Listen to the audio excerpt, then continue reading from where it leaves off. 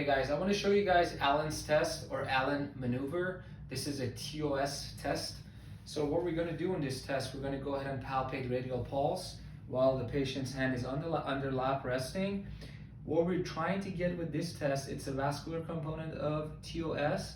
You're going to make sure your patient is sitting in upright position, not slouching, and you're going to kind of evaluate the pulse, the radial pulse. If it diminishes or goes away completely, your test is positive. So what we're going to do, we're going to slowly bring the arm up as you're evaluating the pulse. We bring the shoulder up to 90 degrees of shoulder abduction and 90 degrees of shoulder flexion, and we're going to ask the patient to contralaterally rotate to the opposite side as I'm still evaluating radial pulse. If it diminishes and goes away, it makes this test positive.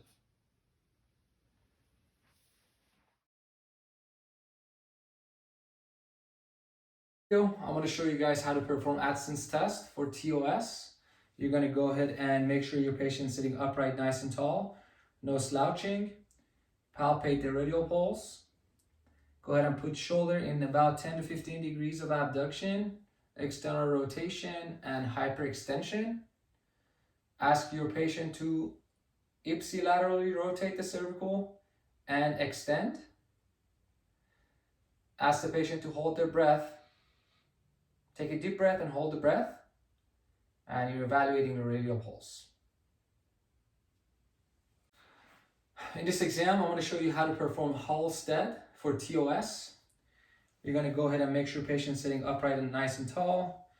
Palpate for radial pulse. Go ahead and extend the arm slowly backwards. Ask the patient contralaterally rotate and extend. Take a deep breath, hold, and you're evaluating the radial pulse.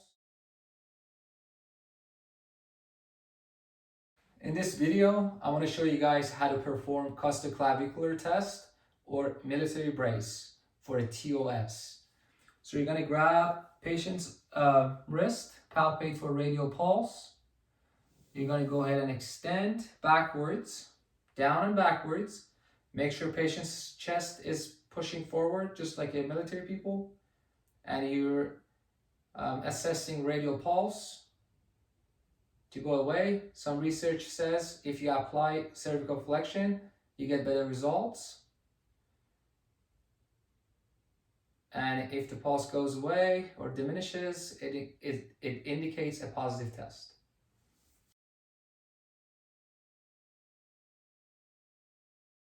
Nice and tall,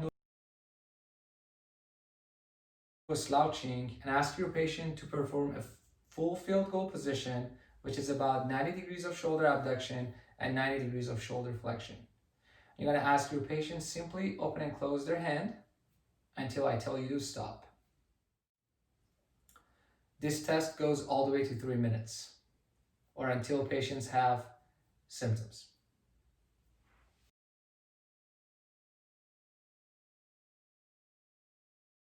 Alright guys, in this video, I want to show you guys how to perform Wright's test, or known as hyperabduction. It's another test for TOS.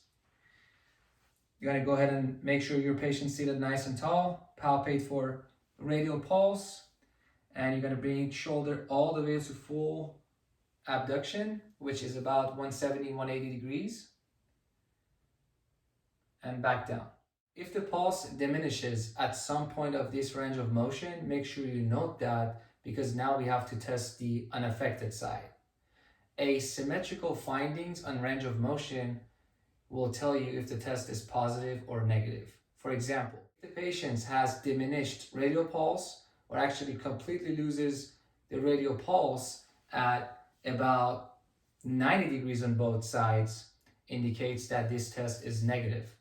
But if the patient loses about 40 degrees on this arm and 110 on this arm, Wright's test is positive.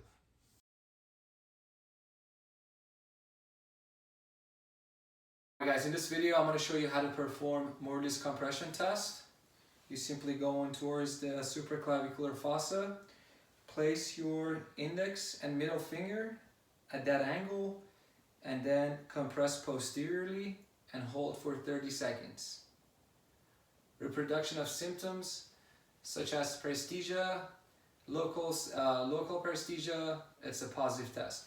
You also can use your thumb at the supraclavicular fossa and press towards the upper trap and hold for 30 seconds.